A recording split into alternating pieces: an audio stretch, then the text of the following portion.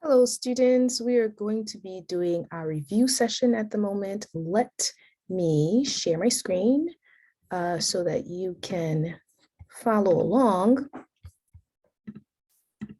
Here we go. Okay, so with the cellular regulation, hold on. I want to be able to see my notes here as well.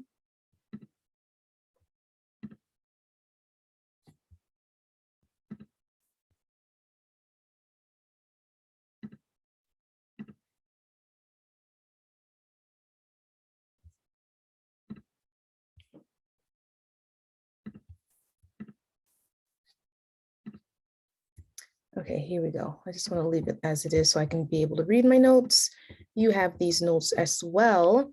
So the important thing to remember, you have to know the different kinds of cell compartments or the components, cytoplasm, ribosome, endocytoplasmic reticulum, mitochondria, lysosomes, Golgi apparatus, nucleus, all the different ones, like to know and be able to identify them and what they do. That's important. The G1S or G1, yeah, G1S, G2 mitosis, you don't have to focus on that. Just know what it means. It's a nice to know concept.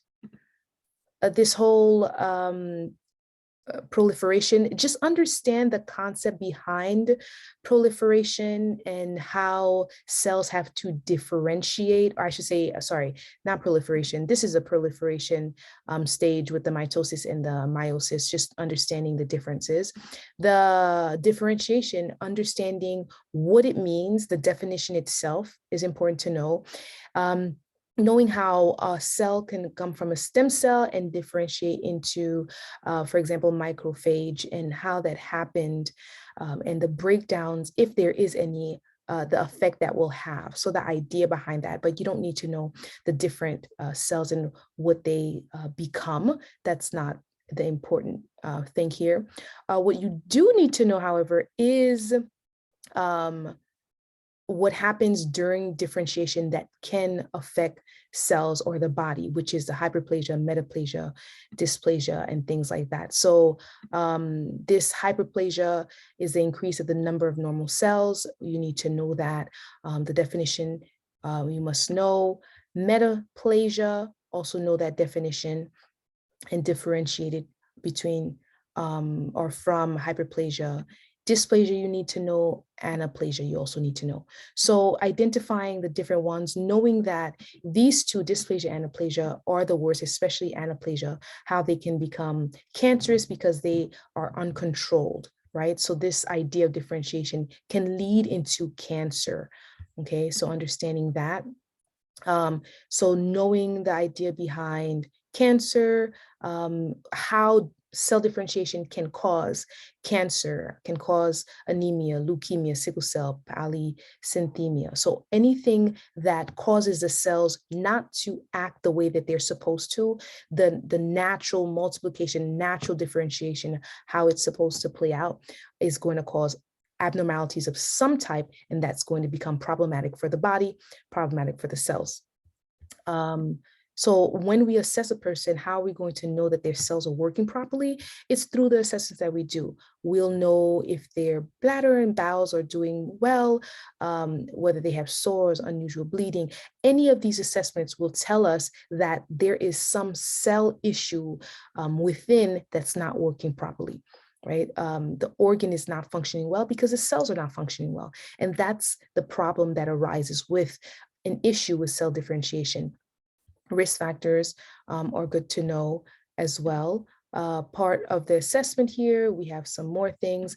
Diagnostics, you don't necessarily need to remember what they are, what they do, but just know that this is when you read biopsy, bone marrow aspiration, imaging, you need to know what it entails, the concept behind it. They're going to look for something, an abnormality, especially bone biopsy. If they ever request a bone biopsy, you know that it's a cancer that they're trying to identify.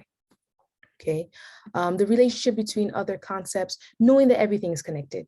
Neuro, inflammation, tissue, mobility. You don't have to memorize this list or have to remember it specifically for the exam, but know that everything is interconnected, and we're going to be able to identify one thing from the other because of the connections that they have with each other. Okay, so that is with cell differentiation, the things that you have to remember. Then we go to leukemia. And with leukemia, let's get there. Okay, so knowing what leukemia is, a definition and what it entails, right? That it's an uncontrolled proliferation of malignant cells. And we have immature white blood cells. They take up all the space that they should take, more space than they should take. There are 4 different kinds. You need to remember the 4 different kinds and be able to identify them one from the other. I think each of the kinds are on the exam, so you have to kind of know what sets them apart. You don't have to remember this. Again, it's just to show that if there's a problem in the stem cell, there's a differentiation issue, then we're not going to have, and if it's the leukocytes that are problematic, or which is over here, then, or lymphocytes here, wherever the problem is, whether it's myeloid or lymphoid, you're going to have an issue, right? So we see the different kinds of white blood cells that are being produced here. If they're smaller than or they're not mature, they're immature cells, they're not going to perform the functions that they're supposed to, right? Basophils, neutrophils, eosinophils, and myocytes, they all produce a different function or do something different. And T cells, B cells, right? If they do not mature and they cannot perform their original task, what they were set out to do, you're going to have problems. Okay, with some more on leukemia, knowing these risk factors are important. This is going to be on the exam. Remembering about the chromosomes and the genetic factors, whether it's viral infections, chemotherapy, cigarette smoking. Just remember this list here so that you'll be able to pick out which one is affected by what. Okay, more.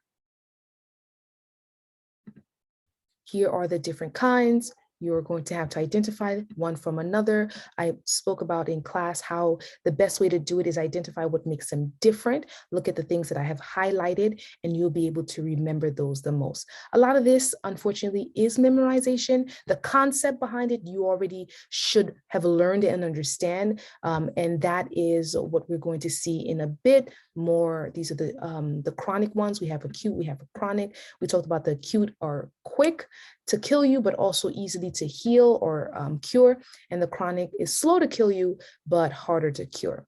So the basic concepts that I want you to remember for leukemia is the fact that it will affect the person's body in 3 different ways. We're going to have anemia, thrombocytopenia, and infections.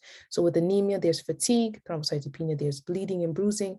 Infection, there are fevers. That shows you that this person has this problem here. So we're going to also have to remember, what do we do for each of these, right? What do we do for a person with anemia? What do we do for a person with thrombocytopenia? Oh shoot, my laptop is dying. Let me pick it up because it will end and that will become a problem. Or it will close, I should say. Okay, there we go. Alert from system.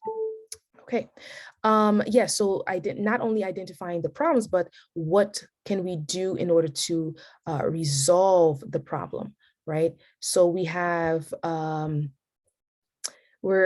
anemia, we're gonna help to select a balanced diet. We're gonna give high calorie food, right? Reading through this, making sure we totally understand. We might have to administer blood products. So not trying to memorize, but understand why we're doing the things that we're doing for a person with anemia.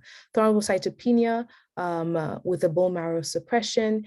This is an example of, okay, if we're giving a person blood, right, this bone marrow suppression is important so that we can they can receive the new cells that we're giving them. But knowing this platelet count information is really important, because if the platelets are lower than they should be, the person is going to bruise easily, right? In order to not have them bruise or bleed, we're going to do certain things, and that's dental floss. We're avoiding that. Razors, we're getting rid of those. We're shaving with electric shaver. We're not giving them NSAIDs, aspirins, or heparin, things like that. Also, with infection, we're being careful with cross-contamination. We're washing our hands, right? The person might have neutropenia. So these are things that you need to know. Bone marrow test, knowing that it happens and why it happens is important to note. The actual test itself, you don't have to focus on. Transplant, any transplant, you need to know that if they're going to give whatever it is, they're going to have to cause the person's immune system to be decreased so that it does not react negatively when the new cells come in, right? So that's the concept to know behind that. And treatment, complication, remember tumor lysis, it is on your exam. Graft versus host disease, also a concept that you need to remember and understand. And that is basically it for leukemia. The next one we're going to look at is the one slide that we covered today, which is relatively fresh in your mind. So when we think of anemia, we want to remember these labs and what makes it high or low, and what does that mean. So I mentioned the best way to do it is to remember 13, or I should say 12 to 18, and anything above that is a problem, anything below that is a problem. We're mostly focusing on what is below. We talked about erythropoietin and how important it is, and why it's even mentioned. It's because there's a lack of oxygen, which causes destruction in blood. And so the body knows if there is blood that is being destroyed, if there's a lack of oxygen, then it's going to produce reticulocytes in the bone marrow. So it promotes production of mature red blood cells in the bone marrow. So that's important to remember. And it is triggered by the kidney. That's also important to remember. So the cause of anemia. So knowing why the anemia happened will help us rectify it, give solutions, fix the problem, right? We won't be able to give the appropriate solutions if we don't know the cause. So if it is a loss of red blood cells, we might have to give red blood cells. If it's a lack of nutrients, we're going to give the nutrient that is lacking. If it's a destruction, we're going to try to stop the destruction and create new blood, promote new blood with erythropoietin, epigen. Bone marrow failure, that's another issue there as well. The different types of anemia, you're going to have to remember each one. I said not to worry too much of thalassemia, but definitely remember iron, pernicious, aplastic, hemolytic. Just remember the differences and what makes them different. Also remember the treatments for them, being able to identify them, right? Those are the main things: assessing, treatment, and identification. Then we move on to thrombocytopenia, which again, I mentioned is not in your book, but you have the, the article that will tell you all about it. So we're remembering the numbers here. We said the biggest problem is a low number. So we want to definitely remember the low numbers. High platelets is not a big issue. So remember the highest and the lowest, and anything in between we want to be cautious with, but anything below we are really scared of, especially when we talk about spontaneous bleeding. Moving on. What are the causes of thrombocytopenia? Here are the causes. We want to be able to identify them and rectify them as is important. This is important to remember. It will be on your exam. Knowing what we will see, right? What we will see, once you see it, what is the remedy? We need to know that. We need to be able to identify what anemia looks like, what thrombocytopenia looks like, and then we also have to know what are we going to do for it in order to fix it, right? And you have all of that information here. Here's a treatment that's important for you to identify. Know for your exam, more on interventions. What are we going to do? How are we going to remediate these problems, whether it's anemia or thrombocytopenia? Diagnostics, they're common, they're similar in both. You don't have to worry about it too much. You do have to think about your labs, however, okay? And that is about all. So I hope everyone is able to understand what they're doing, how they're studying, how they're putting the information together, and that you do well on your exam. And I will see you Wednesday. Bye.